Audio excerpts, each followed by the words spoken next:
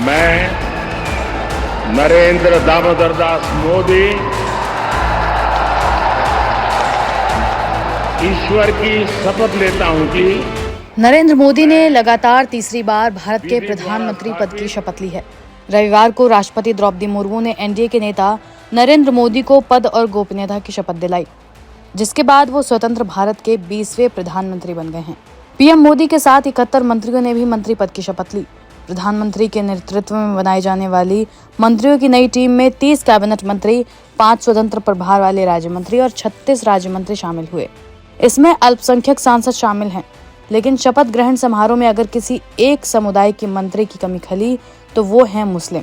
दरअसल मोदी 3.0 में सभी सामाजिक समूहों से नेतृत्व को शामिल किया गया है। इसमें 27 अन्य पिछड़ा वर्ग, 10 अनुसूचित जाति, 5 अनुसूचित जनजाति, 5 अल्पसंख्यक शामिल होंगे। लेकिन मोदी सरकार में मुस्लिम प्रतिनिधित्व का सिलसिला 3 से शुरू होकर अब 0 पर अटक गया है।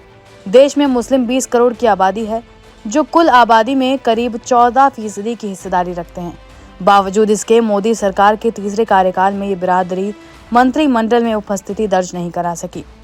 आजादी के बाद ये पहली सरकार है जिसके मंत्रिमंडल में मुसलमानों का प्रतिनिधित्व 0 है।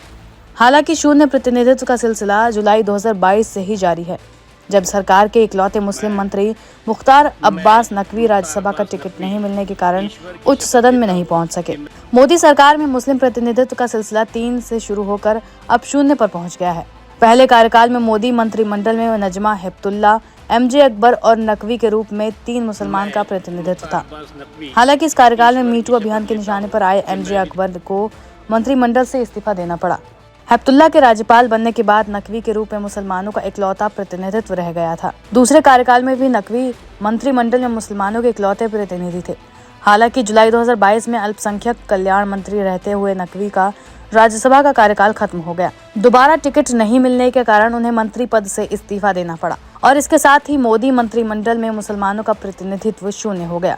मुख्तार अब्बास नकवी के इस्तीफा देने के बाद स्वतंत्र भारत के 75 वर्ष के इतिहास में ऐसा पहली बार हुआ कि केंद्र सरकार में कोई मुसलमान मंत्री शामिल नहीं हुए। सोशल मीडिया पर इसे लेकर सवाल उठाए जा रहे हैं। कुछ लोगों का कहना है कि बीजेपी में इतने सारे मुसलमान नेता मौजूद हैं, उन्हीं में से किसी एक को राज्यसभा के जरिए संसद भेजकर मंत्री पद दिया जा सकता है। पीएम मोदी के नए मंत्रिमंडल में 21 सवर्ण, 27 ओबीसी, 10 एससी, 5 एसटी, 5 अल्पसंख्यक मंत्री शामिल हैं। हालांकि कैबिनेट में एक भी मुस्लिम मंत्री नहीं है। बात करें मुस्लिम सांसदों की तो सीमित संख्या में चुनाव लड़ने का अवसर मिलने के कारण वर्तमान लोकसभा में मुसलमानों का प्रतिनिधित्व घट गया है। एनडीए ही नहीं, विपक्षी दल इंडिया गठबंधन ने भी इस बिरादरी को मौका देने में कंजूसी बरती। इसके कारण बीते साल 27 के मुकाबले इस बार महज 23 मुसलमान उम्मीदवार ही जीत कर पहुंचे। एनडीए ने इस बार 4, कांग्रेस ने 19, सपा ने 4, टीएमसी ने 6 और बीएसपी ने 32 मुसलमान उम्मीदवार उतारे थे। इनमें बसपा और एनडीए का एक भी उम्मीदवार चुनाव नहीं जीत पाया। इस बार यूपी से 5, पश्चिम बंगाल से 6, जम्मू कश्मीर से 3, बिहार केरल से 2, लक्षद्वीप से, असम, तमिलनाडु, तेलंगाना और लद्दाख से एक मुसलमान उम्मीदवार को जीत मिली है।